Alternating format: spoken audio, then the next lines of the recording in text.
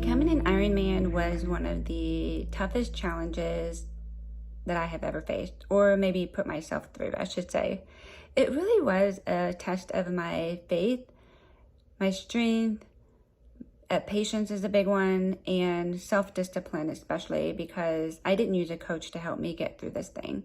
But first, the Ironman itself is 140.6 miles. That includes 2.4 miles of swimming, whether in a lake, river, or an ocean, 112 miles of biking, and 26.2 miles by foot, or for some to propel in their race chair to the finish. Now you're given 17 hours to finish this race. If seconds over, you do not get that prestigious medal, or do you get that Ironman title. But more than the medal and more than that title, it really is a personal challenge, I should say, for most of us. It requires 9 months of intense physical, mental, and strength training. Physically, I spent 15 to 20 hours a week swimming, biking, and running. The weekends included long 6-8-hour days. Weekends also consisted of completing races around the region to practice nutrition and controlling my mind and body. My mental training encouraged me to spend more time with God, as it was testing my faith, patience, and endurance.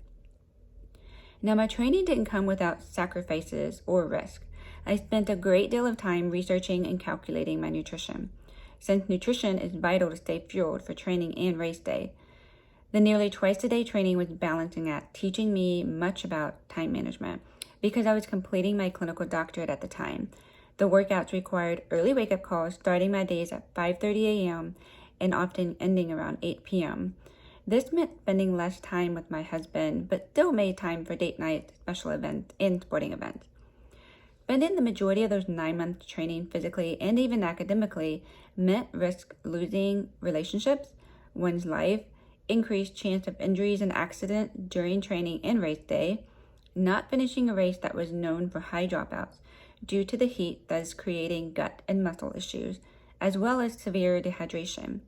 It was a balmy 93 degrees on that race day, with athletes dropping out right in front of me. And the unknown challenges as well on race day, facing the unexpected, such as foot cramp on the swim, a tire blowout, knee pain, making me question if I could finish or not on the run. Now, my race day started at 3:30 a.m. in prayer, in conversation with God, and ending with reading verses from family and friends at each mile of the run. And the big one, praising Him at the finish. I knew I wouldn't be able to fight a good fight and finish the race without God, my family, friends, and the tools He equipped me to train. And hear the announcer say, "Tiffany, you are an Ironman." Way to go, baby! When we say you are, you say, and